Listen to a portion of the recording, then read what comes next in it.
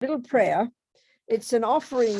Basically, it's a prayer to request the teachings. And so we're trying to imagining, we're imagining the teaching is going to come from the Buddha. Okay, the Buddha is going to speak through my mouth, so you do your best with that. But we're thinking of offering this mandala, and basically all that means is, and the mandala, if you see those circular drawings in the Vajrayana, they're really just an architectural plan of the Pure Land of the different Buddhas. So our mandala is our universe, So if we don't know the cosmological view of all this Mount Meru and all this business, we think of all the marvelous things, just visualize as we say the prayer, all the marvelous things of this world that make everybody happy. And we imagine offering those, piling them all up, as many as we can, and making an offering to the Buddha as a request for the teachings. And Vanessa's going to sing it. Okay, this ground anointed with perfume, strewn with flowers, adorned with Mount Meru, 4 continents, the sun and the moon. I imagine this as a Buddha field and offer it. May all living beings enjoy this pure land. Very nice, yes. And then the little mantra at the end after the next verse, we can say that mantra. See, just after the next verse, there's a little mantra. Idam Guru, that one. Idam Guru Ratna. This one, see? Idam Guru Ratna Mandala Kam Niryatayami. There it is. So now I'll sing this next little prayer. And this one is, all the lamas would say, we should set our motivation. They talk about how the main factor that determines the quality of what we do is our motivation. So we might say, what's our purpose? What's our goal? Why are we here together, And so really it's stating your goal, stating where you're going. What are you doing with this? So the most expansive goal, if you like, or the most expansive motivation, would be to think that we're going to listen to these teachings, so that, and I'm including me, I promise, so that we can use some tools from it, so we can use these tools to develop our amazing potential, so we can be a benefit to others all the way to Buddhahood, thinking like that. That's roughly the meaning of this. The second 2 lines, certainly. The first 2 lines are just expressing, for those of us who already feel like we're Buddhists already, is kind of reiterating our reliance on the Buddha and his teachings. And then those second 2 lines are stating this purpose, of our being together. So we can sing 3 times in Tibetan. Sangye charang choke chognam la jang chu badu dagni kyab suchi dagi chonyen gi personam ki drola penchir sangye drobha shog sangye charang choke chognam la jang chu badu dagni kyab suchi dagi chonyen gi personam ki drola penchir sangye drobha shog Sangye charang zoke chongnam la jangcho badu dagni kyab suchi dagi chonyen gi personam ki drola penchir sangye drompa shok. Okay, so what's this meaning of this? Be your own therapist. It's sort of become this kind of like a bit of a famous saying. I know when I was editing Mandala back in whenever it was, I forget, late 90s. I remember editing some of Lama's teachings for Mandalay. He said, we need to be our own psychologist. We need to be our own therapist. So we kind of use that as the title. So since then it's become this really, and it's really such a great way to put what being a Buddhist means, be your own therapist. So, so what does it mean? Exactly what does it mean? So, in general, we know, the West, since Mr. Freud, I suppose, there's been this whole approach to understanding our own human mind and our own lives by doing what they've started off calling it psychotherapy, So now we have all kinds of words and all kinds of systems. Since Mr. Freud, there must be hundreds of different systems for people looking into their minds, And I think in a way, what's marvelous about it, I know it seemed to be a bit in the West, there was, the only person who could talk to you about your mind was a person who knew the brain, and that would have been called a doctor, a psychiatrist. But, you know, since then, there's been this whole new area where you don't need to go and learn all the theories of, you know, don't need to become a medical doctor and then study the mind, which they mean the brain. And then they, you know, and there was this kind of arrogance about it, wasn't there? You know, I mean, you were deemed to be this intelligent person, and then poor sick people come to you and ask you to help their mind. Well, what's interesting, I found in the West the last 50 or something years more, that people now who become counselors, therapists, whatever you like to call, they actually, it's necessary to go through the process yourself. And that is totally the point in Buddhism. I mean, the idea that you could have somebody who studied the mind intellectually, but never practiced it, could then help you learn about your mind, would be as foolish as thinking that a person knew all the recipes, all the theories, but never made a cake, and that they should come and teach you how to make a cake. I mean, the whole point is experience, you know. I mean, we know that with the difference between theory and practice is tremendous. So at least that's something in the West that we take it very seriously, that a person who's going to be a therapist to somebody else needs to know their own mind first. So this absolutely goes without saying in Buddhism. It would be utterly bizarre, as we know very well, like I just said, a cook or even a musician. Can you imagine a person who's studied the theories of Bach but doesn't play? I mean, it's like a joke. You would not call that person a musician. But I think what's fascinating, this is my own observation, okay, that in our modern in neuroscience, in psychiatry, in psychology, whatever, or certainly in the other sciences, it seems to me that psychology is the lowest on the totem pole, because it's not a hard science. Neuroscience is a hard science. We trust it if you can see it and touch it, you know. But I think, and because we think in our culture, I don't think we really have with respect, if I'm wrong, please point it out to me. If we compare the Buddhist view, the Buddhist analysis of the contents of our mind, which is coming from these genius Indians well before the Buddha, as His Holiness says, and I always like to quote, it was these amazing Indians more than 3,000 years ago who were the ones who began the investigation into the nature of self. I mean, we arrogantly probably thought it was Mr. Freud 100 years ago, you know? So it's only really now, with all this amazing investigating and this discussing with His Holiness the Dalai Lama and all the best brains in the Buddhist world, discussing with all the best brains in the scientific world, that the West now is beginning, and I say the West meaning not as opposed to India, is really beginning to appreciate the incredible knowledge that's been around in India before Buddha, and then out of which Buddha came. And since the Buddha, this astonishing body of knowledge, we've had absolutely no awareness of it at all. And because it's not, and because Buddha is dealing not just with he deals with the world. I mean, there are these detailed, in all the literature, these detailed descriptions of the nature of the universe, you know. And then, of course, there's the detailed descriptions of the nature of the mind. This is Buddha's expertise. And the view of it is, in many ways, fundamentally different. And it's because of this difference that I think we don't take it, initially maybe didn't take it so seriously, because Buddha's expertise is not the brain. He's not a neuroscientist. But now, with the neuroscientists discussing with the best brains in the Buddhist world, beginning to appreciate, you know, the incredible knowledge that the Buddhism has about the workings of the human mind. But what's fascinating is, and this is not comfortable in our modern culture, because we don't posit such a thing, the Buddha's asserting the most fundamental point that makes it so different. He's asserting that consciousness or mind, by definition, is not physical. So we don't posit such a thing in the West. So it's kind of a confusing discussion, you know. And we don't tend to trust the subjective. I mean, the Buddhist approach is that the mind is the source of all happiness and all suffering. The mind is the creator of all universes since beginningless time. On the face of it, this sounds like a nutty idea, but this is the fundamental point in Buddhism. There's some profound differences in the Buddhist view, you know. So the understanding of the mind does not come from putting a microscope on something physical like neuroscience does. The view of the mind in Buddhism is coming directly from the direct experiential knowledge of the great yogis and yoginis in the depth of single-pointed concentration, having accomplished that state of mind, the likes of which do not exist in any modern system.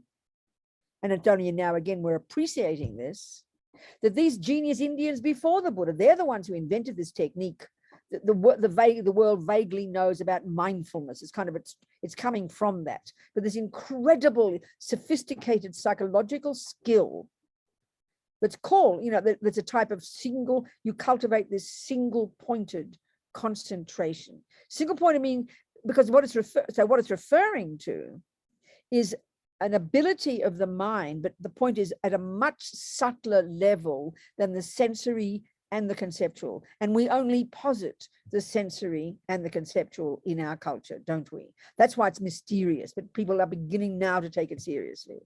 That there are these subtler levels of mind that are far more profound, far more capable, far more amazing, far more astonishing, that we can all access on the basis of cultivating this shamatha, this type of meditation known as calm abiding, which is a type of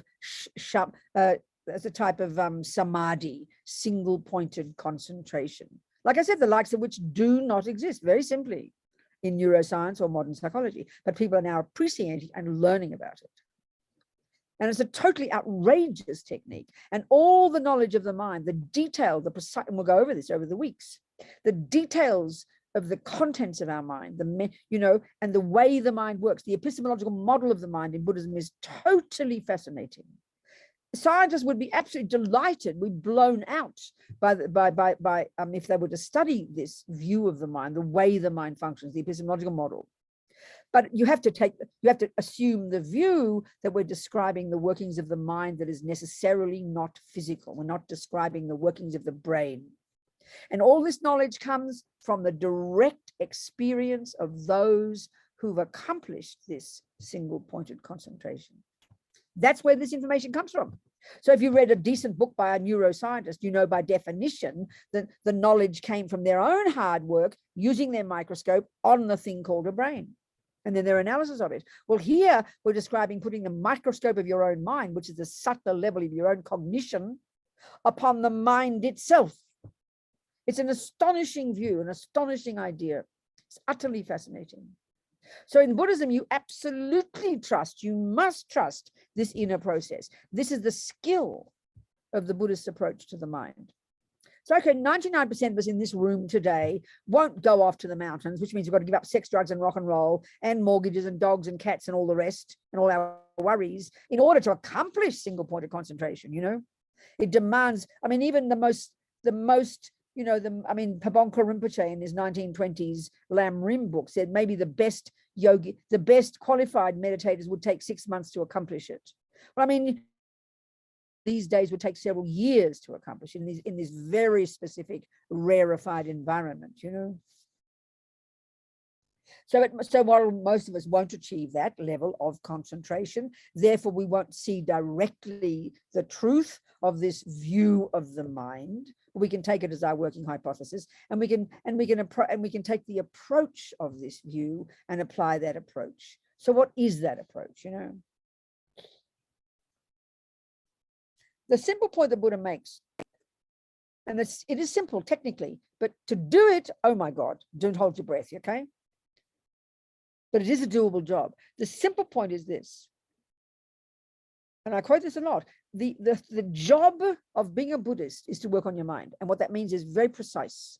And it's all indicated by the etymology of the word Buddha. Bud implies the total eradication from one's own mind of all ego, neuroses, delusions, fears, mental afflictions, you name it. Lama Yeshe has so many variations on this, but the typical word in the text is called afflictions, misconceptions, wrong views, disturbing emotions, whatever term you want. We're going to go into these. The Buddha has found from his own direct experience that these states of mind, which are very real states of mind and are the source of all suffering, he's meaning it quite precisely, he has found that they're adventitious, that they're not at the core of our being. They're not an integral part of who we are. They're like extra. They've always been there, but what the Buddha has found, and this is his great skill, that we can utterly remove them from the mind. That's what Bud implies, or I think the Tibetan word sangye, sang, implies that. The second syllable, da, implies the development to perfection of everything else in the mind. We all know those. The first lot, what are they? Attachment, anger, depression, anxiety, jealousy, low self-esteem. We know these words intimately. We know they're horrible. Not to mention a whole other series of philosophical views that the Buddha would say are misconceptions. They need to be removed from the mind, because being caught up in these, which is what misrepresents the world to us, is why we suffer. And that, so not only that we can remove those, one, two, we can develop to perfection the other states of mind. We know these as well: love, kindness, compassion, forgiveness, generosity. These are the opposite to the afflictions. These are the so-called virtuous states of mind. These are our saving grace. And these, Buddha says, they can't be removed from the mind because they're in sync with truth. This is kind of interesting. This is a totally interesting point. So they can be developed to perfection and the others rid completely. That's the meaning of Buddha. So if it's true that we can do that job, if it's true the delusions are not at the core of our being, can be removed, and if it's true that the other stuff is at the core of our being and can be developed to perfection, then it's fairly evident the job to be done is to learn to distinguish between them. So you could argue that is the actual job of being a Buddhist. Not being a nun, not living in vows, not doing your water bowl offerings, not doing your prostrations, not doing your mantras, not being mindful, not getting shamatha, not getting compassion. These are all part of the work, but they're all there. I mean, the compassion, there's a bird needs two wings, wisdom and compassion, right? And the wisdom wing, the nuts and bolts of the job one does as a Buddhist, is to do that job of ridding the mind of all the rubbish. And then the compassion wing is where you perfect all the goodness. The two wings of the bird, you know. That's the actual job of being a Buddhist. So then, but when we understand that, anyway, this is the job of being a Buddhist. That is the job of being a Buddhist. You can think you're being a Buddhist by doing a mantra as a nice Buddhist action, but it's not the key job of being a Buddhist. Like I said, all those other jobs are part of the deal. They've all got their function, but not the actual job. And this is what's really interesting, as Lama Yeshe says, you know.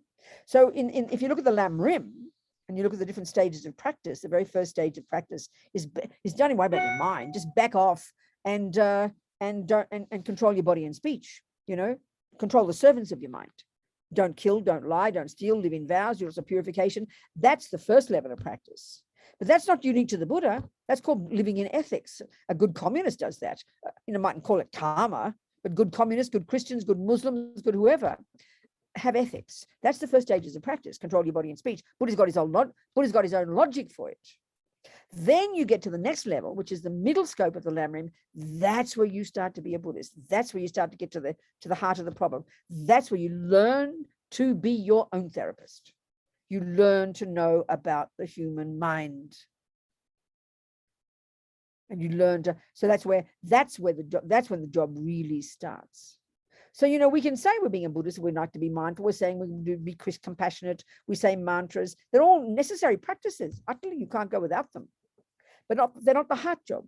They're there to support the heart job of changing your mind, of lessening delusions and growing virtues. That's it. So that's your job. That's your job. So how do you do that job? That's the point, isn't it? So difficult. How do I get rid of this column over here? What do I do?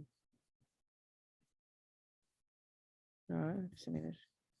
Doesn't matter. Never mind. Okay, so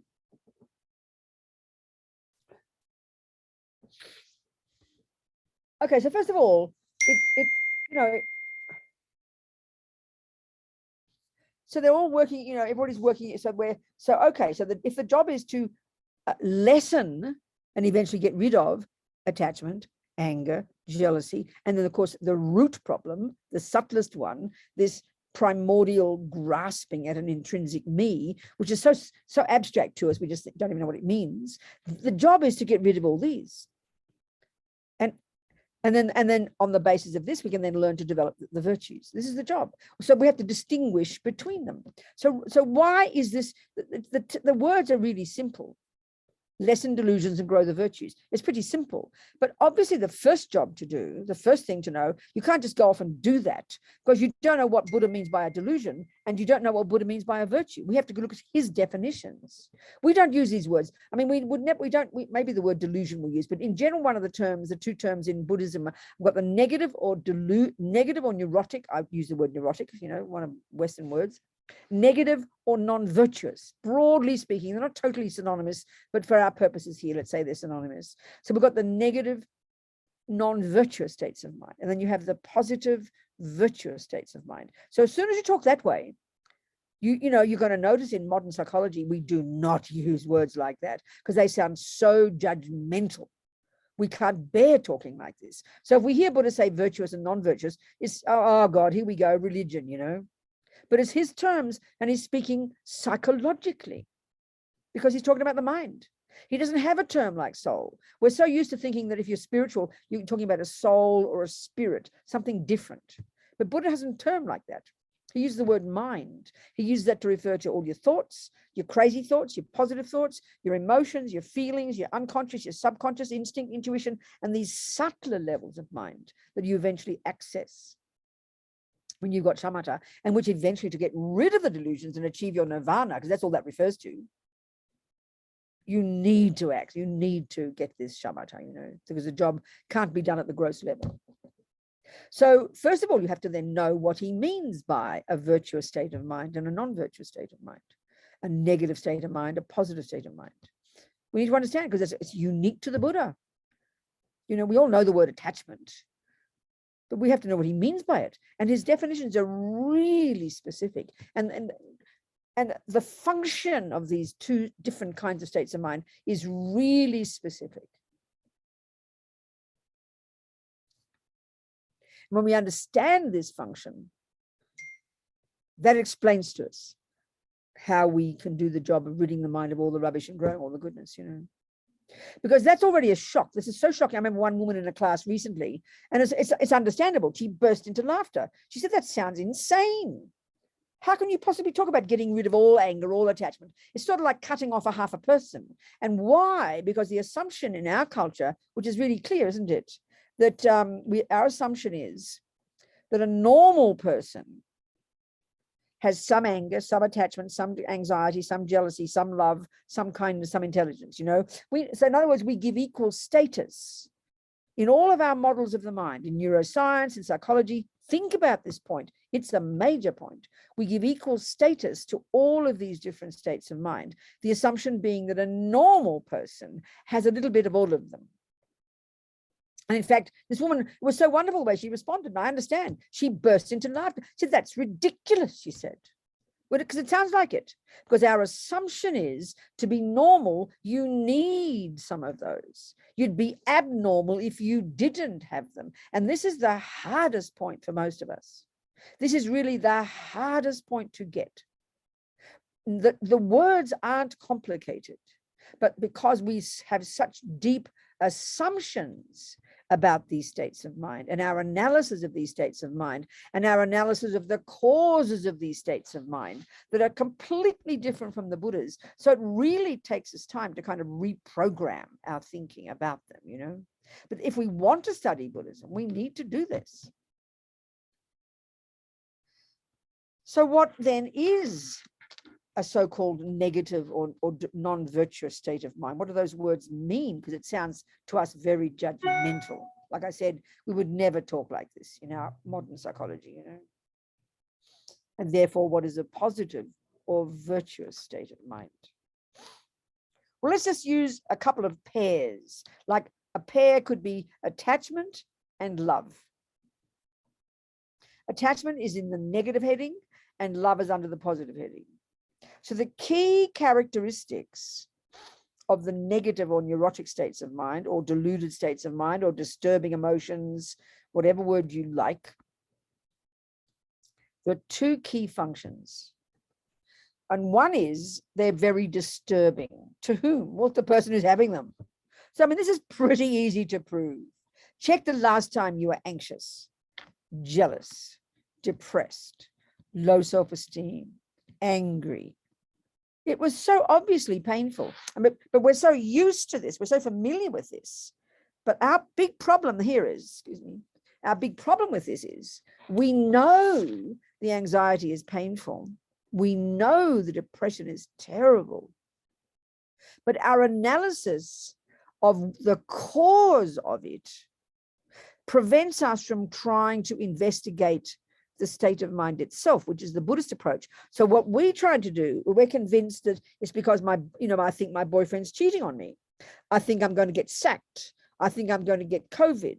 We have all these worries. And so we think the things out there are the cause of my anxiety. So we look at the outside event and then we try to change that, assuming that when that goes away, the anxiety will go away. So that's not totally wrong. That's not totally wrong. But it's not getting to the heart of the problem, to the Buddha's point. But that's our general approach. So certainly, if you have anger, if you're angry, definitely you look to the outside. We don't even have a method of analyzing the anger. That sounds very peculiar to us, but this is the Buddha's expertise. This is when we become our own therapist, when we can take the definitions that Buddha gives us, which in the beginning are very just clinical, and then slowly learn to listen in our head, if you like, to that voice called anger and to identify what it's saying. Because the key thing about all these disturbing emotions, and this takes time to see, is that because we only notice them when the body is involved, in other words, we wait till it's way too late to notice them. We only notice when your heart is beating fast, when you can't get out of bed one morning, when you want to kill your boyfriend, when you're agitated physically. Only because we only notice these feelings, if you like, when they're becoming physical. That's just the tip of the iceberg. We need to learn to listen to the conceptual stories that are raging on deep down in our mind, where we don't pay attention because we're not listening until it's too late. And then we just have a feeling, a deep kind of physical feeling. We know the thoughts are raging, but this is the feeling that overwhelms us, isn't it? And that's because the body is involved. But that's just the tip of the iceberg. So the key point that Buddha's making is that anger, attachment, anxiety, you name all the painful ones, are based in being their expressions, their emotional expressions of conceptual thoughts, conceptual stories, viewpoints, opinions. This is what they are. But this is tremendously difficult to see because the habit, let's say, of that anxiety is so strong for us, or the anger, depending on your personality, that when we do notice it, it's full blown, your body's feeling it, and the words are coming out your mouth, so you know it's conceptual, but because of the feeling is so enormous, we just don't kind of notice that anger is a series of conceptual stories, thoughts that are vomiting out of your mouth. How dare you do that to me? I don't deserve it. That's the voice of anger. That is the words that anger is saying. So that's conceptual. This is the hardest thing to see, but when we get it, we will then understand the real job of being your own therapist, which is to argue, use your good. I talk about my roommates. We've got these thousands of roommates. They've all got names.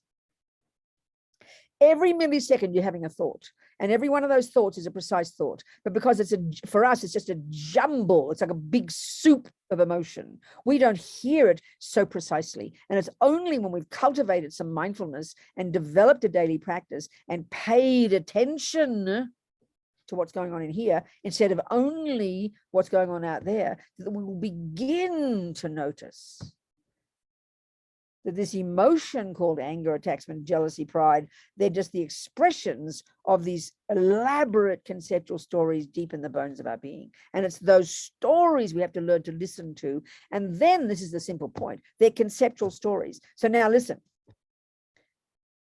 If I say to you, 1 + 1 is 3, and I've just been learning math, and you say, Robina, you forgot, don't be silly, it's 2. I say, oh, I completely forgot. Of course you're right. 1 + 1 is 2. This is a really dumb example, but you listen to this. So 1 + 1 is 3 is a thought, isn't it? It's a thought. It's a very simple thought. There's not much emotion around it. It's just a thought. 1 + 1 is 3. Now we know, because we've all learned the theories called math, we know, we agree, the conventional truth is 1 + 1 is 2. We've all agreed upon that, math. So 1 + 1 is 3 is a thought.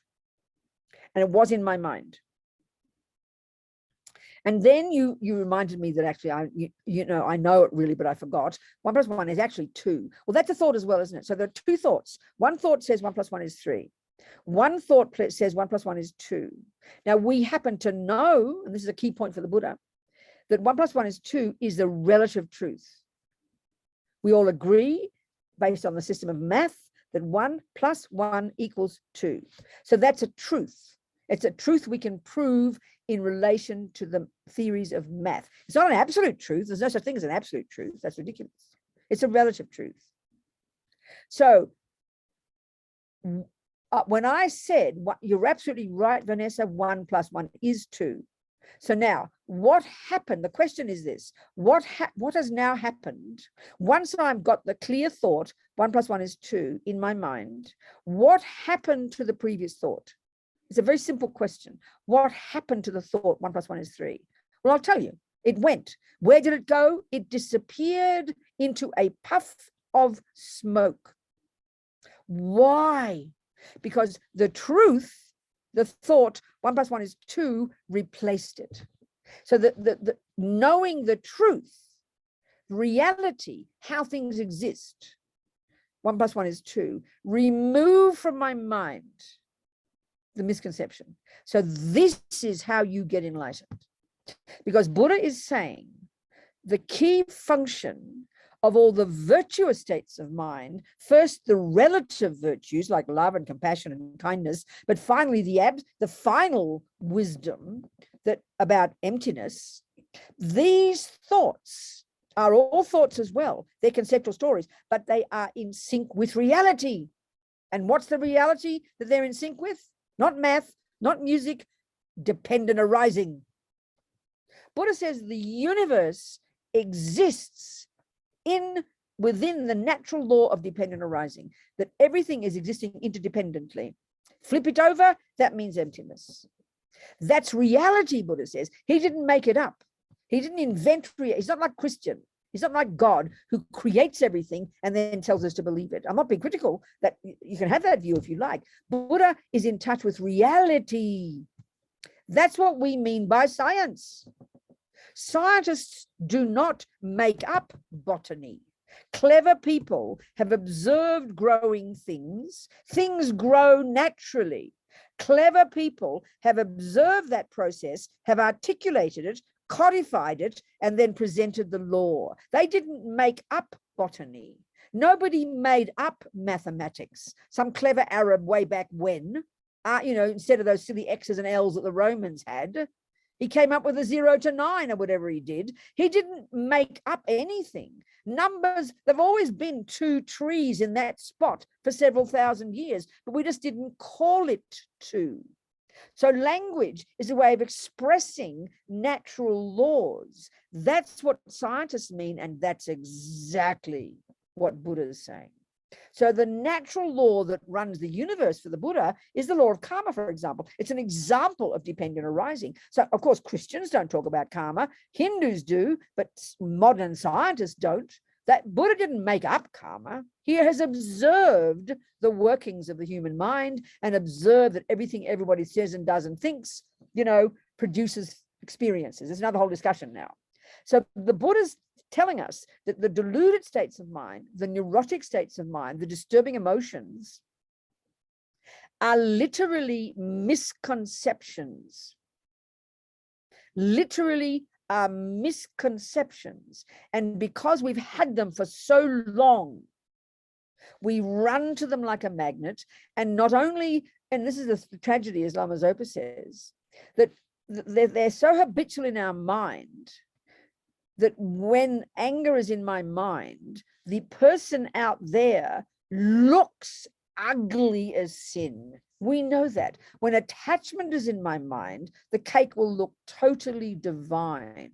And we think that deliciousness and that ugliness actually come from the cake and the person. We believe that. It appears this way. It's a complete fabrication, Buddha says. These come from the misconceptions in the mind. So for so long have we had these misconceptions, Buddha says, that they even cause the world to appear wrongly to us. And then the killer is, as Lama Zopa says, we believe all these misconceptions are true. This is the way the mind works, Buddha says, and this is the Buddhist approach to the mind. So one of the most powerful things, as Lama Zopa says, at least don't believe in the story of attachment that's causing you to go completely berserk when you see the chocolate cake and can't wait to shove it in the mouth, you know, or be so angry at that person because you're convinced they're evil and they cause you all this suffering. So this is a tricky job because there is a relative reality there. There is a cake on that plate and it does trigger pleasure when you eat it. And that boyfriend did punch you in the nose. It's not as if you're completely making everything up. But that's why we have to really look into the mind and really dig deep and look in at all the different viewpoints and know our mind intimately and well and distinguish between facts and fiction. This is the job of being a Buddhist. But it's not an easy one because you've got to learn the Buddha's analysis first. You can't just walk in and look at a garden and then suddenly know what is a weed and what is a herb. It's absurd. You've got to learn it. You've got to learn botany. You can't just look at your mind and then suddenly say, oh, there's a delusion, a misconception. This is Buddha's analysis. You need to learn. You don't have to use Buddha. You can use Jung if you like.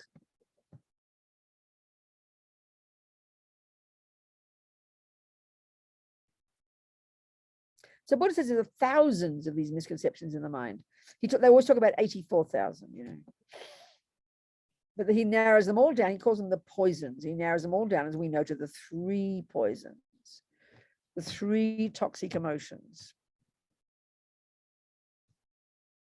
And these are so simple initially, kind of so boring, kind of cute, you know. Ignorance, attachment, anger. Oh, yeah. But we have to know what he means by these. Can't just know. I mean, we know the feeling of anger. We all can agree. But we have to know his analysis of what it is and how it's conceptually based and how it's inaccurate. This is a really precise view. You know, we have to learn to know this.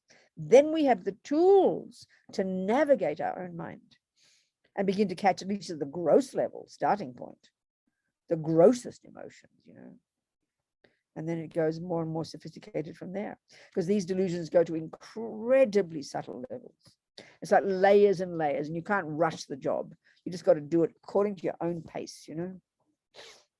So this is the point now. So why should we do this job? Why should we want to lessen, not to mention get rid of these disturbing emotions? Well, the first reason is because they're so miserable right there. But the other one is because they're misconceptions.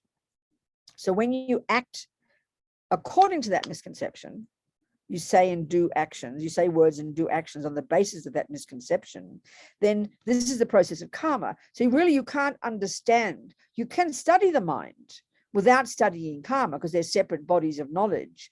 But to know the workings of your mind, to understand the workings of your mind and how it impacts upon what you do and say and think, which is the process of creating karma, is absolutely necessary if you're trying to be a Buddhist, you know. Again, you have to be a Buddhist.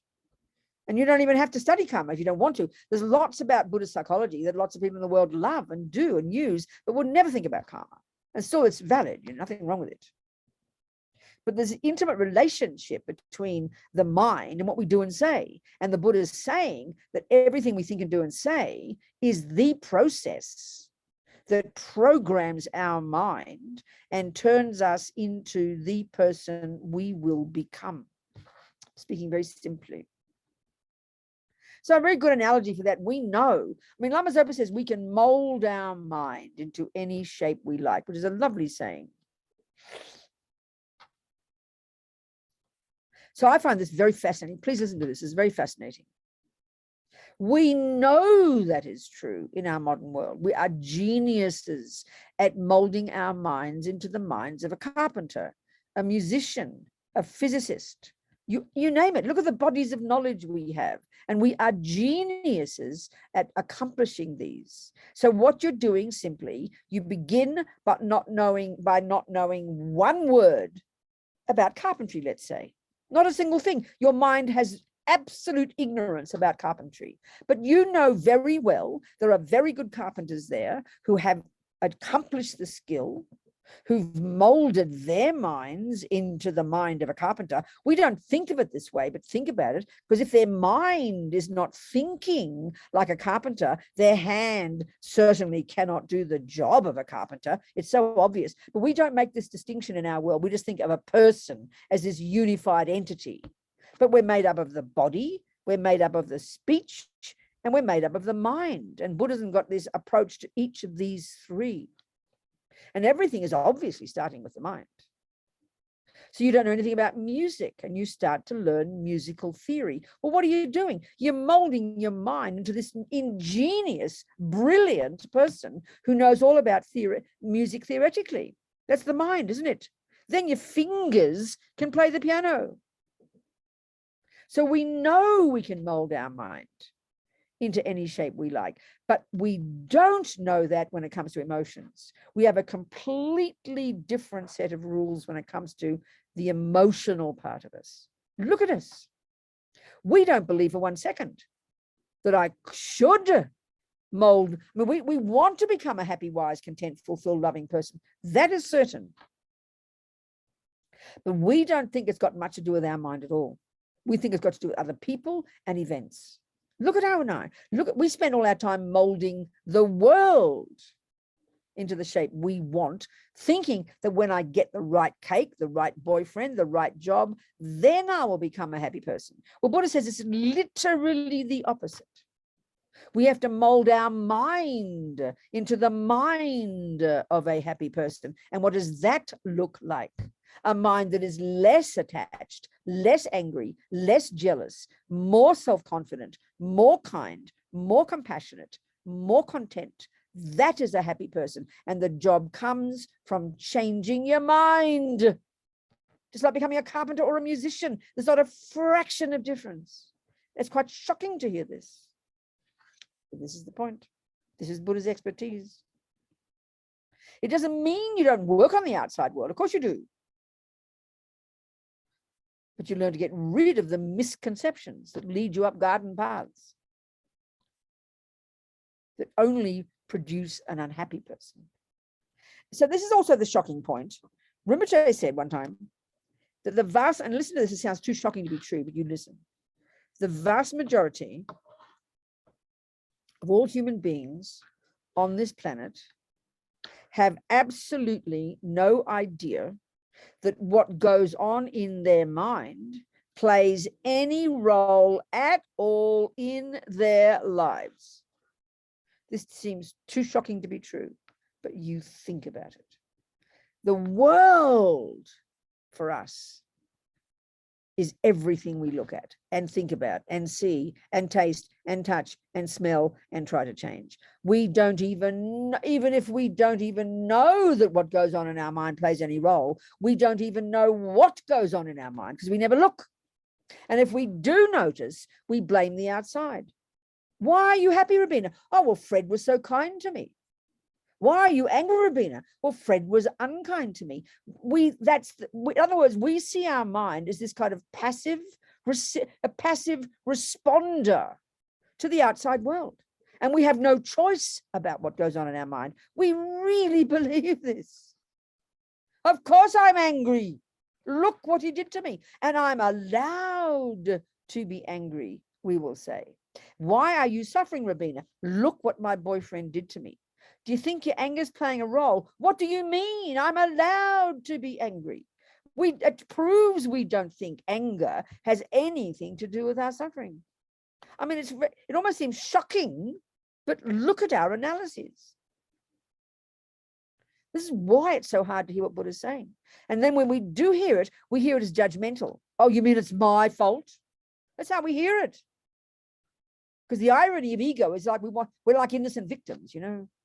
The outside world does things to us. The outside world makes us happy and makes us suffer. And it all just seems like good luck and bad luck to us. There seems no law to it, no logic to it. You cross your fingers and hope for the best, you know. I mean, that's just beyond ignorance. You don't become carpenters like that.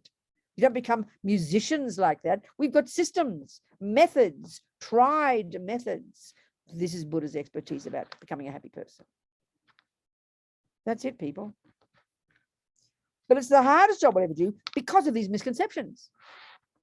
Our mind's got layers of misconceptions. First of all, from the second we wake up in the morning until the second we go to sleep, this is not even a misconception, it's just habit. Where is our attention pointed at? Necessarily the objects of the five senses. Necessarily. You open your eyes in the morning, the first thing you start to do is start thinking about your job, your body, your this, your breakfast, that, he, she, it, they, what, they're out there. We spend our lives observing, hearing, smelling, tasting, and touching the outside world. That utterly preoccupies us. There's no space or time to pay any attention to what goes in the mind. And then the only time, like I said, we notice is when it's vomiting out the mouth or when you just want to collapse with despair, you know, when the body is involved, because we pay such attention to the body, you know. So Buddha's expertise is to literally reverse the energy of a bomb and learn to look inside. But merely looking is idiocy. You have to imbue it with intelligence. You could look at a garden until the cows come home. You could have mindfulness and you could even memorize the contents of an entire garden and replicate it in a drawing. But if you can't identify what the hell you're seeing in that garden, if you haven't got botany in your mind that is imbuing your mindfulness with intelligence, and when you observe the garden, you're now able to say that is a weed and that is a herb, and then you know the implications of that, which means you know what to do with the weed and what to do with the herb, then you're on track. So we've got this obsession with being mindful, but we see it as kind of like, we treat it like idiocy. I've got to learn to be mindful. Yes, a good starting point, but you have to imbue it with intelligence. And here, we're not discussing Jung's view of the mind. We're discussing Buddha's view of the mind, studied in depth in these monastic university system for thousands of years, you know, and all there ready for us to study if we want. Then we can start to be our own therapist. I mean, we can start immediately. We can learn, you know. We all know roughly what anger is and roughly what jealousy is. We can know the feeling and we know roughly what it's saying, you know. That's a good start. But to do the analysis, to stop in your tracks and to really do the analysis and use your wise roommates to argue with your crazy roommates, that's the day-to-day job of steadying yourself in the crazy stories. The trouble is because some of us, when we've got a lot of anxiety, you know, some people have a lot of anxiety, just gripped with anxiety, you know. One person I know, gripped, 3 a.m, absolutely the mind going berserk, cannot possibly stop the stories. And this is the tragedy, doesn't even know that they're stories. This is the killer. This person believes that they are true.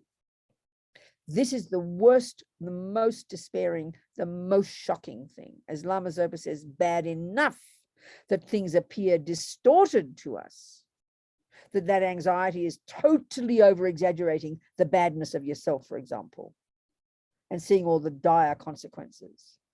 But the worst thing is we don't even know it's a conceptual story. We just believe it's the truth. That's the killer, and that's what keeps us paralyzed in samsara, you know. Now, you know yourself when you're overwhelmed with hurt, someone's hurt you, you're overwhelmed by it, and you're thinking about it, and you can't stop thinking about it. It's impossible then to think, Robina, you know, maybe there's not the total truth. Because it's rooted in the misconception of ego grasping, it's very absolute, that the way you feel is very, the nature of all these delusions are they're very concrete, they're very absolute, they're very fixed, they're set in stone. You can only see one thing, you can't see anything else, there's no nuance there. That's their nature. So when we're caught up in that, when you're caught up in the depression, the anger, the anxiety, 37 people can tell you it's not like that, Robina. You're exaggerating. You can't even hear it. This is the tragedy of how deeply ingrained these misconceptions are in our minds, you know. So to get to a point where we can begin to catch the thoughts and stop yourself in your tracks and argue with it, and not dive into the despair and the anger and believe the pain and the shock of it. This takes time. This takes time. This is being a Buddhist. I mean, this is a hard job, you know. But this is what's interesting. Because we're so ill-equipped to do this job from day one, this is why the very first practice that Buddha gives us to do, which seems so boring to us, we don't think like this in our culture at all. He's saying, don't even worry about looking at your mind yet. Just control the disturbance of your mind, please. You know, don't shout every angry word you feel. Don't say bad words about people. Don't take things that don't belong to you. Don't jump on the wrong partner. I mean, it just sounds like moralistic and religion to us when we hear that kind of advice, you know? Why? Because we hear it as we're going to get punished. This is the point that's fundamentally necessary in Buddhism. To realize that there is no such thing in Buddhism as a punisher and a rewarder, because there's no concept of a creator. But that view is deep in our bones. Even if we're not believing in a creator, you know, when we do something naughty, the first thing we do to check is, did anybody see us do it? And if there wasn't anybody seeing us do it, then we think, oh, I got away with it. So this dualistic view, this schizophrenic view, as Lama Yeshe says, we really believe if no one sees us do something naughty, somehow there's no consequence. But the Buddha says that's insanity. That's like thinking that because your doctor's not there watching you, that she's not there, you can get your Marlboros out and have a cigarette, and I won't get cancer because she's not seeing me smoke. The assumption being that she gives me cancer. We would laugh at that idiocy, but that's how we think about religion and morality and ethics. A very dualistic view of punishment and reward. No one's telling him, Buddha's not talking this way. We hear it this way. So all these things are conspiring against us, you know, hearing these words clearly. So the first job anyway is control your body, control your speech. Then you have the luxury of controlling what drives your body and what drives your speech, which is your mind. I mean, we know we've got the body and speech and mind, but we don't make this distinction in our culture. We just think it is a big lump of unified me plodding through life, you know. Or we say things like, I'm allowed to say what I like. That gives us away completely. That proves we see it as some kind of punishment and reward. Don't you tell me what to do. I'm allowed to do what I like, we say. The Buddha's very simple point about karma, and forget past lives and future lives, is that everything we think and do and say is what produces the person I become. So just like if you're a carpenter, everything you think and do and say in relation to carpentry produces the carpenter you become. It's really obvious. But we don't think this in emotional stuff. We've got a whole different kettle of fish, like I said. We're so weird, you know. So this is a sense of responsibility that comes at the recognition that whatever I think and do and say is the process that produces me. It's sort of obvious, you know, if you're living at home all day on your own, there's nobody there, and you're watching television, you're reading your iPad, and you're reading the news, and you get angry at the politicians, and you shout and yell, and you think about the boy next door talking too loud, so you shout out loud. So by the end of the day, no wonder you're exhausted. But nobody heard you, nobody saw you, but you really think there are no consequences to you of that crazy behavior all day? You're exhausted.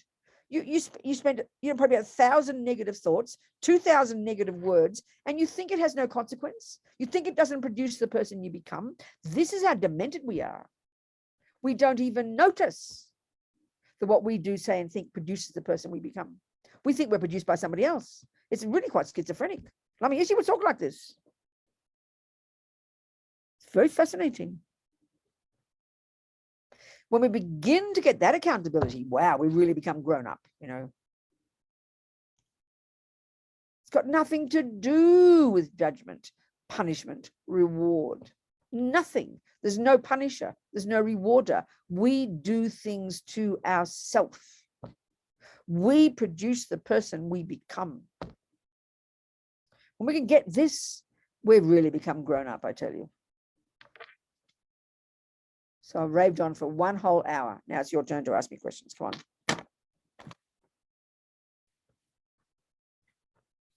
Questions. That's a big fat lot of things I said. Anybody got questions? Not a single thing in there, Vanessa. Anyone wants to go, feel free, jump in. Otherwise, I'll break the ice. I'll ask a question. Good. Come on, Vanessa. Okay, so I would say the past couple months, or maybe the last month, my thoughts have been going dark, kind of depressed. And it was like me repeating the same thought over and over in my mind, exactly what you just said. So it's so hard for me to snap out of it. Yes, that's right. Exactly, isn't it? Exactly. That's it, Vanessa. You're just speaking the truth. So what you mean? What's the answer? You mean what's the solution? You mean? But yeah, I know there's certain things that I can do, you know, such as meditating or be analytical about things, but it's so hard to even snap out of that old mold of thinking to, you know, rehabilitate my thoughts. No, that's right. Exactly. I understand that. Well, you see then, okay, see, all the techniques take a lot of mental energy, a lot of energy, you know. So there's different approaches.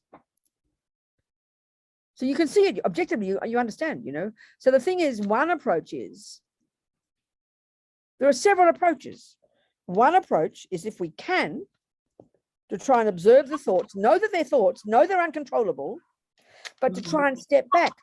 That's so-called meditating, Vanessa. That's what it means. The kind of meditation where the Buddha would suggest you simply step back, consciously, intentionally make the decision to step back and allow. You can't force the thoughts to go away. The impetus is so strong. This we know. But the first thing would be to attempt to allow the thoughts to come and go, but attempt not to be involved in them. This is tremendously hard, but at least it's a technique.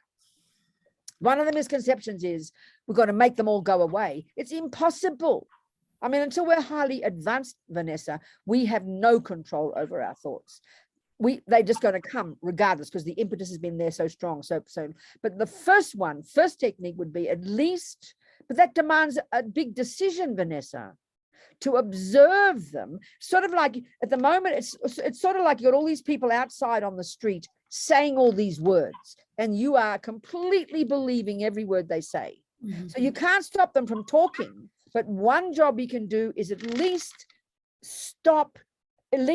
not be involved in the conversation. There are thoughts, and then there's another thought, which is currently now, Vanessa, this moment, a thought, believing in them, buying into them, and adding to the argument. That's a skill that's really subtle, but so profound. Then you allow the thoughts to come, and it's good because then you see the rubbish that they're saying, but at least to step back. Do you hear me? I know you understand. Yeah. You ever do that? I do, but I need Yeah, but the habit to get involved in them is very strong, isn't it? To believe them, in other words. Yeah. Oh yeah. I tend to believe them. That's exactly my point. So this first one, then I mean, another way to put it is the first one is not to have any opinion, which is really hard. But then the other one is to hear them as strangers on the street and then not to believe what they say, because they're all talking about Vanessa. Vanessa's this and Vanessa's that, and her life's a disaster and things are going to go wrong. That's what all the bad thoughts are saying in your head. And then the present thoughts are, oh my God, this is so true. So at least if Vanessa's in the room, that's just my way of saying it, you've got strangers outside going on about Vanessa, to try not to believe it. It's really hard because we believe anything, anyone, even our own thoughts say about Vanessa, we're going to believe them. And they're usually the neurotic ones. They're not the kind ones. I mean, all of these are the skills that all we can do is try to do, you know. I mean, then the point is that we can hear the key point, but when you're really overwhelmed, this particular person I'm talking about, it's impossible for this person to get to think, just doesn't even hear the meaning of it. When you're overwhelmed by the anxiety, let's say, you can't even hear that they're thoughts. You're just totally immersed in this story and believe in the absolute truth of it. That's the nightmare, Vanessa. That's what drags us down to hell, you know. Okay. So, darling, I mean, see, this is where it's so interesting. I always use the analogy, like you suddenly, you know, you've heard me say this, I'm sure. Let's say you decide you're going to play tennis and you go to Roger Federer, please show me to play tennis. And he looks at you and you're 30 pounds overweight. You don't even know the meaning of tennis. You've never heard of a tennis racket. You completely got no muscle tone. You're no nutrition. You're a disaster. You're not ready to start even to begin to play tennis. Would you agree with that? Right. Yes. The analogy. So he tells you to go off for 6 months and do nutrition and study this and study that and jog and lose weight. And you say, no, Roger, you didn't hear me. Can you please show me how to play tennis? And he will repeat his answer. So that in Buddhism is what they call the preliminary practices. That's why you do purification. That's why you do lots of things that are called creating merit. This is very abstract for us, but these are like preparing your mind to even begin to be able to do this job of being your own therapist, because we're not ready for it. You got to do lots of purification first. So if you do anything like mantras or purification, they don't seem like, in other words, if you think you're going to play tennis, you think, what's jogging got to do with it? So then you think, well, what I want to lessen my anxiety. What's doing mantra got to do with it? But these practices like purification, mantra, doing water bowls, you've got to think about them. They purify your mind. And then before you realize it, it becomes easier to hold the racket, to do the job of working on your mind. You've got to have confidence in that process, though. That's why they call them the preliminary practices. They're preliminary to actually practicing. They prime your mind, but you've got to have confidence in that, because it just sounds like religion to us if we haven't thought about it carefully, you know. Do you understand me? Yes. It takes effort, darling. This is the point. But to even get to the point, Vanessa, I mean, we know in the world, when you first, you know, like you just think of two ordinary, not being rude about people, just ordinary people who've never heard of the mind, don't think of looking at their mind. They believe their boyfriend is the cause of their suffering and their boyfriend is the cause of their happiness, let's say. And they're full of anger and jealousy, and you tell them they could learn to change their anger and jealousy, it just sounds confusing. What do you mean? Why should I change? He should change, is the first response. So that's, at least if you're sitting here, we're trying to sit here, at least hearing the theory that we can change our mind. That's pretty good. So just keep moving, okay, Vanessa? Looks like we have a question in the chat box. Sure. Carol asked, what about instances where medications or a physical situation can impact emotional feelings? That's a bit of a broad question. Can you say it a bit more clearly for me? I hear you roughly, but I want to understand you exactly. Who said it? Carol. Carol, talk to me, sweet. Yeah, good. There you are, Carol. Talk to me, darling. I was thinking about an instance where someone is taking, say, a new medication that they've never had before, and it physiologically, biologically impacts and creates, say, depression or anxiety. So it's a chemical inducement. Sure, I understand. Okay, that's basically. No, I understand, darling. Well, I mean, the broader point is, isn't it? The broader point is that what we put into our body has a big impact. I mean, even if you just think about eating too much food and you're sluggish and you can't do anything. I mean, speaking simply, so it's obvious what we put into our body can have a massive impact. I mean, even I know sometimes certain, like, sometimes I get arthritic pains and I'll take the different, I have a little cocktails of these, you know, painkillers, and one painkiller will make me hallucinate all night. I mean, another painkiller will make me sleep nicely. So we've even got to, I mean, we're so sensitive to different things because the body and the mind are so intimately connected. So we need to be very careful. So this is why, on the other hand, there's nothing wrong with taking medication if it can calm your physical body down so that you don't have so much depression. So we have to really be skillful to find the right drugs, you know, to one, and not just exacerbate things. We've got to be very wise. Nothing wrong with it. So we've got to sort of work out what's best, you know. But I mean, of course, many people, if they're working on their mind, meaning I don't mean the brain, I don't mean the physical, I mean actually doing this work that we're talking about here, then eventually you can learn not to have the drugs. I'm not saying you should give them up. Anybody, nothing wrong with taking a drug if it helps us. We just have to be very skillful about observing the responses, you know. This is the whole point, being in charge of the process and understanding it. Thank you.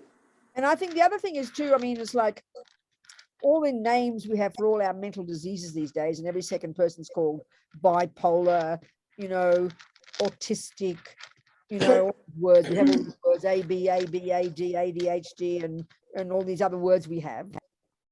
Nothing wrong with these labels. I mean, but if you have the Buddhist understanding of the mind, you can know exactly from the Buddhist perspective what those labels refer to. So depending on, you know, so the thing is, when we understand, for example, when people have you know, what OCD people call, what do those words mean? What's those words mean? Obsessive compulsive disorder. That's it. That's just attachment. Attachment is multifaceted. And one way attachment functions is overthinking things, never stopping, obsessive or obsessive compulsive, or the one of attention deficit. That's again another function of attachment. It's multifaceted, the Buddhist analysis of it. So when we can interpret our own mind well, I mean, 45, 50 years ago in my family, the 7 siblings were all identified by a psychiatrist as manic depressive. And so I remember 3 of my sisters had complete mental breakdown. This is back in the 60s, right? And I remember at the time, we were all diagnosed. I thought, well, screw this doctor. And I was a feminist at the time. And this doctor and his male medicine, I don't want to know. I thought, if I'm crazy, I'll be crazy. I don't care. You know, I mean, he's a very nice doctor. So I just thought, I'm happy to work with mine. I don't care, you know. So we've got to not be scared of our mind. I mean, look, I'm a maniac. I talk loud. I shout even when I'm being nice. I talk fast. Do you understand what I'm saying?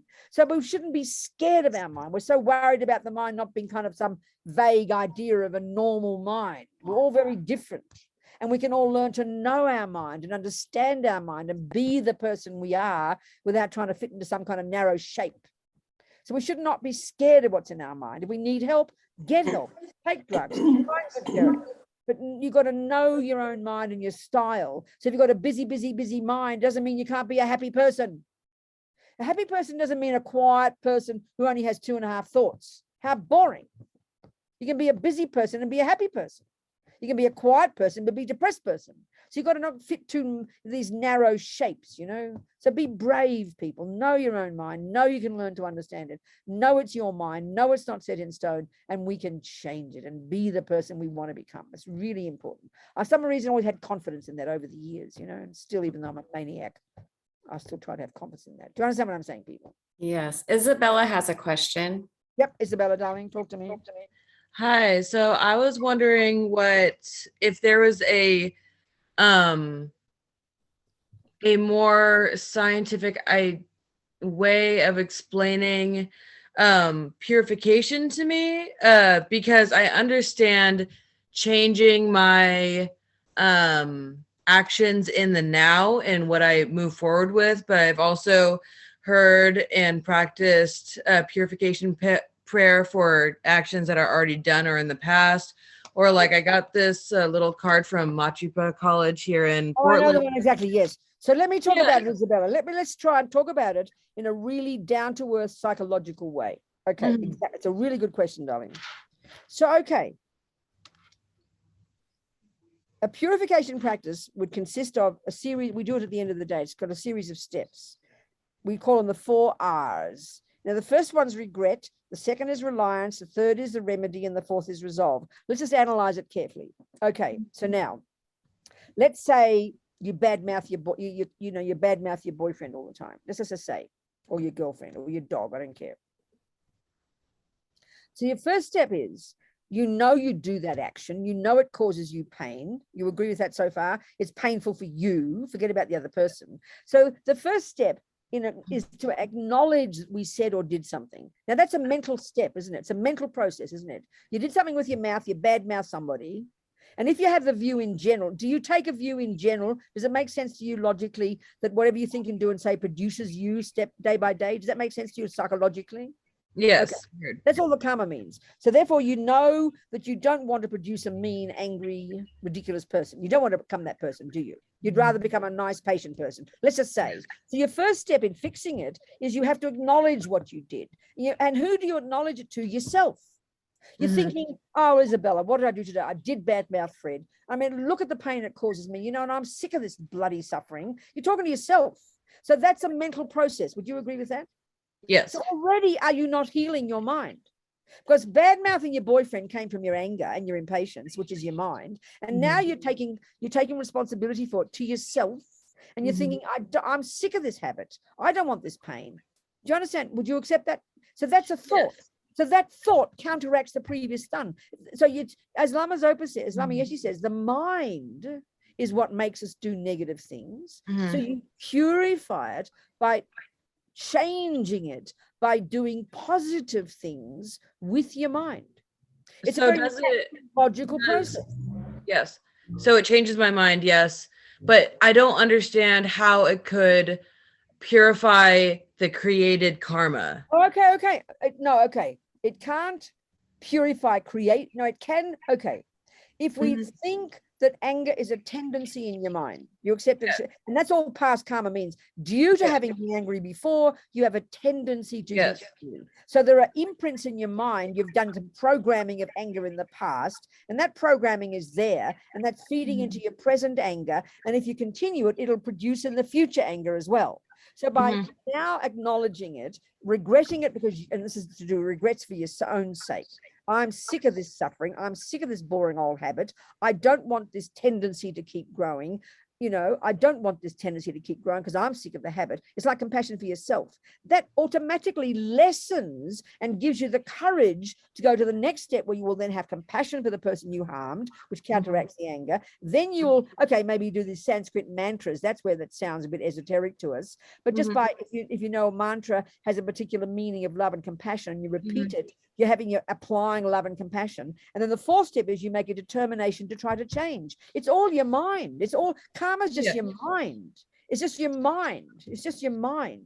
So to clarify, we're moving forward. We're not doing anything with past karmic seeds. No, by changing now, you stop those seeds from ripening. Oh, okay. Yes. That's okay. the point. Understood. You change your habits. So if you keep hitting the tennis racket the wrong way, you've done it for 27 years, by determining not to do it again, you're canceling out the 27 years. Eventually you'll get ahead of the game, and the 27 years has gone like a dream. Yeah. You understand? Yes, we're understood. Yeah, good. I'm very happy. But the trouble is we're so used to saying it in the Tibetan way and the Indian way, and we just repeat it verboten, or whatever the word is, not verboten, that means something else. Verbatim, thank you. Then we've got to analyze what it means in our terms. Then we can because if it is not logical, psychologically, Isabella, don't do it, baby. It's a superstition. Thank you so much. Really important. What else, people? We've got 15 minutes left. Questions, come on. What else is it, darlings? So the whole job is to change the mind. As Isabella's point, it's all about that in the end, changing the mind from ancient habits, developing new habits, and kind of getting ahead of the game, basically, getting ahead of the game, basically. As Lama says, we create negativity with the mind and leave all these habits in the mind, and we transform it by doing positivity with our mind. In other words, you might have the habit, like I said about the tennis, to hit the tennis racket, to do the backhands wrong for 27 years. The habit's very deep. It's automatic now. As soon as you learn the new way to do it, you practice hard going against the old habit. Every time you go against it, you're putting atomic bombs under the old habits and they can't grow again. So if you keep doing the new way of doing it, eventually that becomes your habit. It's sort of psychologically quite logical. You know, you're reprogramming. I mean, the West would say you're reprogramming your brain. This is the proof of the pudding, you know. And the Buddhist view is there's no karma we can't change. It's just that some habits are so primordially deep, they're going to take a while, you know. But the theory is encouraging.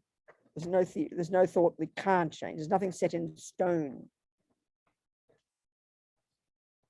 What else, darling people? Talk to me. Ask me questions. Venerable Robina, I have a question. Yes, talk to me. Thank you for your teachings. When Good. you say that there is no karma that we cannot change, how can we understand this in relation to what they call the 5 heinous actions, like killing your parents will immediately send I you. know. It's how they talk. It's how they talk. But it can't be logically true. If everything has no inherent nature, that means nothing is set in stone. So the way they talk, it's just how they talk, you know, just try to show the heaviness of it. There's nothing that, I mean, okay, theoretically, there's nothing that can't be changed, but put it this way.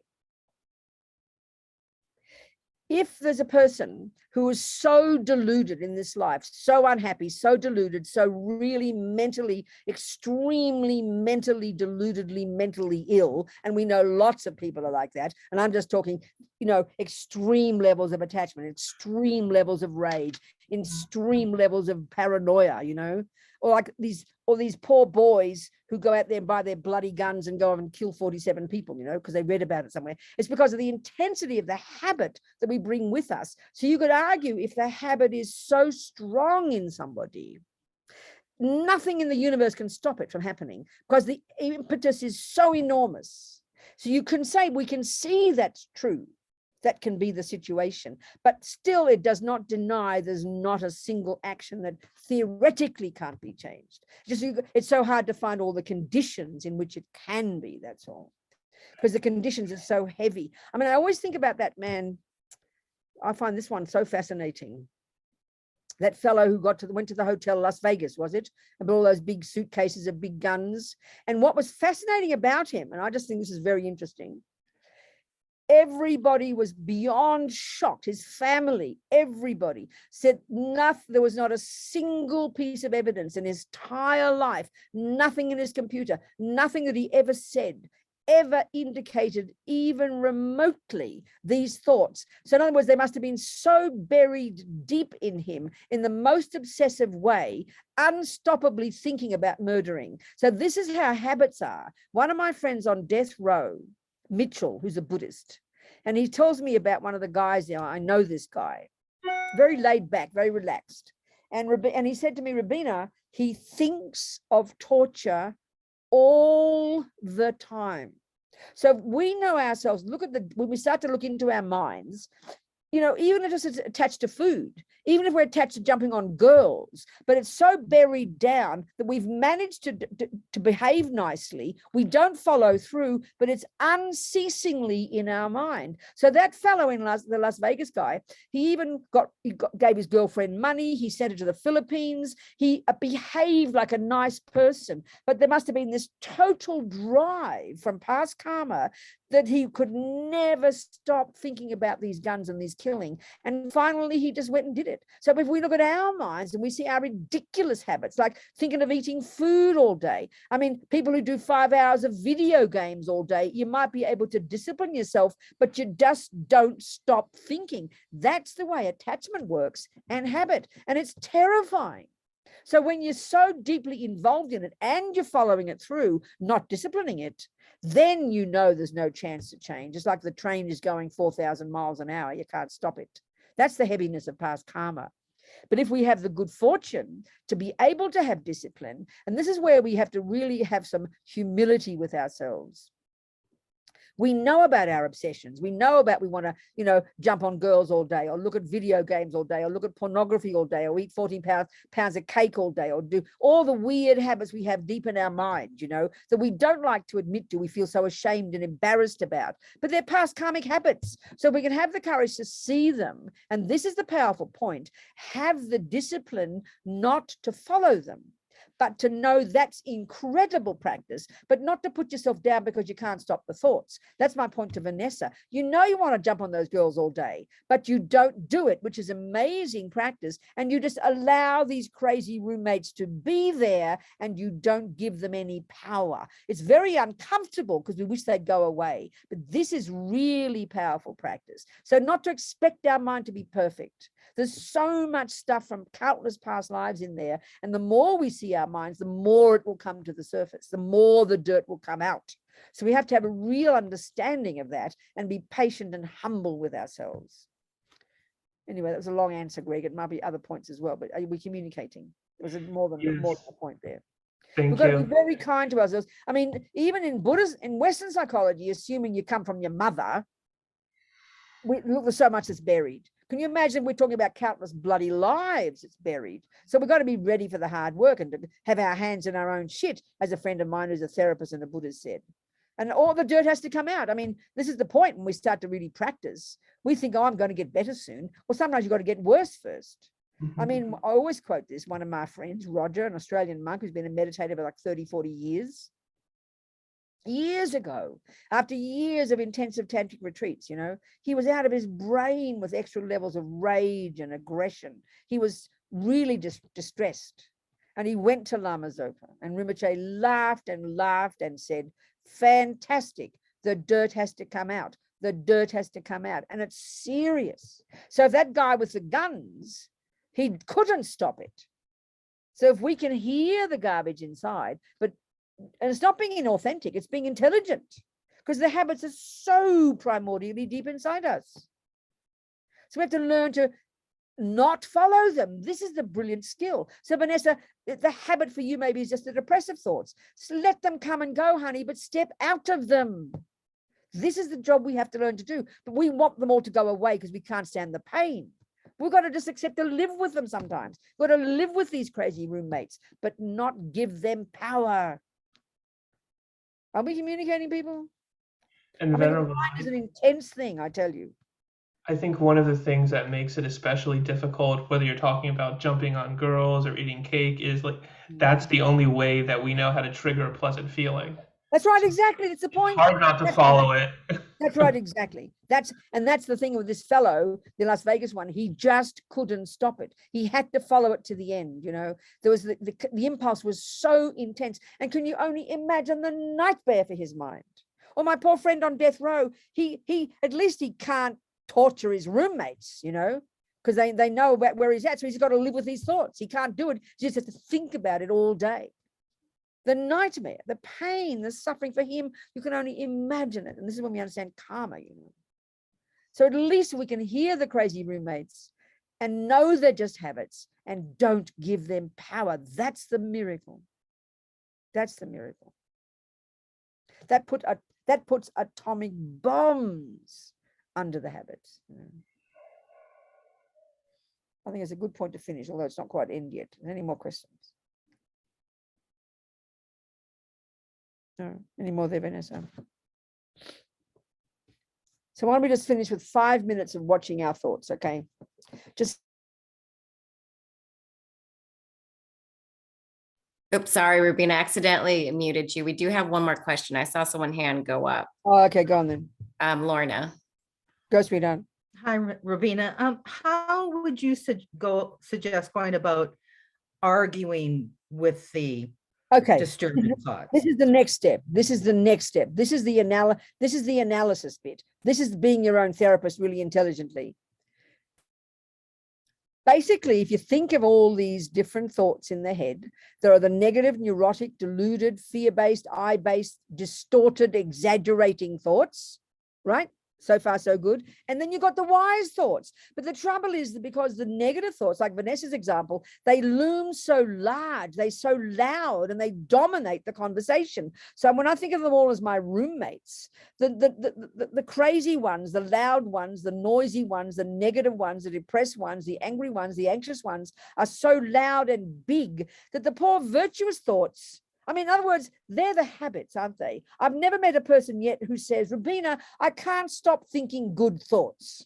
I mean, you'd be a bodhisattva at that point when good thoughts are automatic. So this is where we're at. The negative thoughts are these ridiculous habits. They loom large. They dominate our internal conversation. So first job is to step back. At least don't believe in them. Then we can start, and we need to do this every day, and we do it all the time. You then bring up your positive thought and you argue with the crazy one. So it's like your roommates. You bring out the good roommates. You got to consciously say the positive thoughts. The negative ones come up naturally. We've got to consciously, intentionally bring up the positive thoughts. Well, okay, Robina, you're angry with it, you know, or like even the cake. You want to stuff that piece of cake in again. You grab your mind. Robina, give it a break, girl. You know from your experience that it won't bring you so much pleasure. It'll be a little bit of pleasure, but after 3 minutes, it'll be in your stomach and you won't be any more satisfied. So give it a break, honey. Just don't have it. That's a little argument, isn't it? And your hand will stay in your pocket. Little thing, but if you wait till it's too late, Lorna, and the thoughts are overwhelming, then it's hard to argue with them because they're so overwhelming. That's why we've got to grab them when they're small. Do you understand, Lorna? Yeah. And I get countering them with the positive stuff, but also something that I've been kind of trying is to let the negative thought know that it's not helpful or beneficial to me. Like, you're not helpful. Is that? I know, but we've got to be careful not to be a policeman with ourselves. Okay. Whatever method works, Lorna, whatever method works, because in other words, the counteracting argument is a virtuous one. So you can be a soft argument, you can be a tough argument. Just shut up, Robina, give it a break, back off, girl. Sometimes that's perfectly fine, but don't have a tendency to be always putting ourselves down. And I don't identify I with the thought. Think of these two thoughts out there. One's a positive, one's a negative, and you're having this little discussion. Not I too much. Get the I out of the way. Okay, that's helpful. Thank you. Very Really much. important. Yeah. Because see, it feels like the voices are there and then there's an I. And this is the emptiness one now. It's just a way we label it. The thought I is just a thought, and we believe there's a little I in there having this argument. But sort of more, it's love arguing with anger. It's patience arguing with this. Give names to the thought rather than I. It's a really important one. Get the I out of the way. And this is really being skillful. And this is how, finally, that's how you're going to realize emptiness, by using logical arguments like dependent arising to literally deconstruct the lies. That's how we have to argue with attachment. That's how we have to argue with anger. All of them. Really, the more we hear the misconception, the more you can argue logically with those misconceptions. That's much of the work we have to do, using logic to break down the misconceptions, and slowly we get confidence in the wise thoughts and they become our habits. This is how we change. This is the process. This is the real work. Just letting the thoughts come and go is the start. Then the arguing and the diminishing of them is the real hard work. That's the real job when the thoughts start to change. Do you understand, Lorna? Thank you. It's a good point. Well, that's it. Time to go. All right, people. Food for thought. See you next week before you know it, in 1 second. Thank you, Vanessa, darling. Thank you very much. There's Carly there. There's all these people there. Hello, darling people. So happy to see you all. And there's Brian in LA, smiling as usual. Well done, Brian. Okay, honeys. Thank you so much for everything. And just keep moving and never give up and never give up and never give up and never give up. That's it. Just never give up. That's the key to success. I promise. All right, sweethearts. Thank you so much. Thank you, Vanessa. Robina. Much love, everybody. Thank you, Robina. Bye, darling. Thank you, Robina. Thank you, Robina. Thank you, Robina. Really great. All right, come back next week, same time. Thanks again. Later. Thanks, Good night, Vanessa. everybody. Good night.